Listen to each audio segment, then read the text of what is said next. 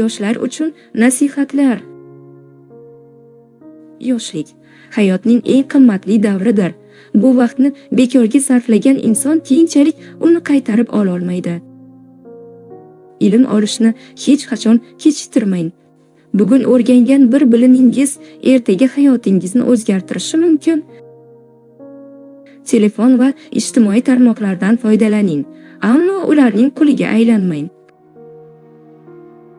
Vaqtingizni boshqaring, aks holda vaqt sizni boshqaradi. Har kuni yangi narsa o'rganishni odat qiling. Kichik bilimlar yig'ilib katta muvaffaqiyatga aylanadi.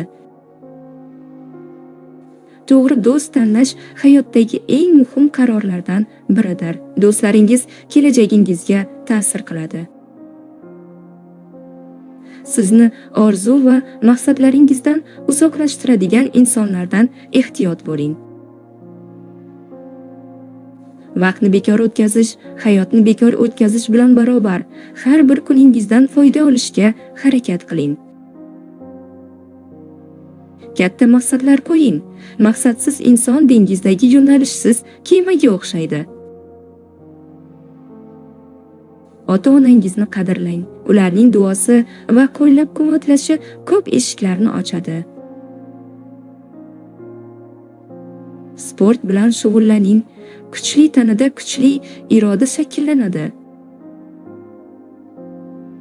Erta turishni va kunni reja bilan boshlashni odat qiling. Tartibli hayot katta natijalarning asosidir. Xatolardan qo'rqmang. Har bir xato sizga yangi saboq va yangi tajriba beradi.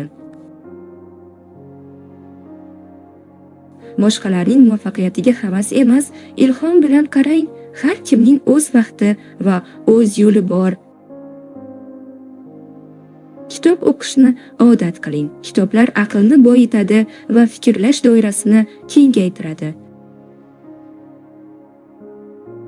Pul topishni o'rganing, ammo halol mehnat qilishni unutmang. Halol rizq baraka keltiradi. Bugungi harakatlaringiz ertangi hayotingizni belgilaydi. Shuning uchun har kuni kelajagingiz uchun bir qadam tashlang. Bo'sh vaqtingizni bilim, malaka va tajriba orttirishga sarflang. Bu kelajakda sizga katta ustunlik beradi.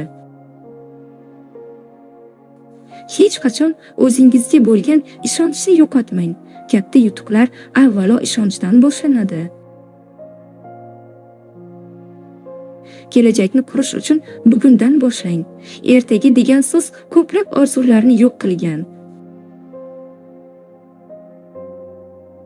Yoshlikda qilingan mehnat qarilikda rohat beradi. Bugungi mehnatingiz ertangi baxtingizni yaratadi.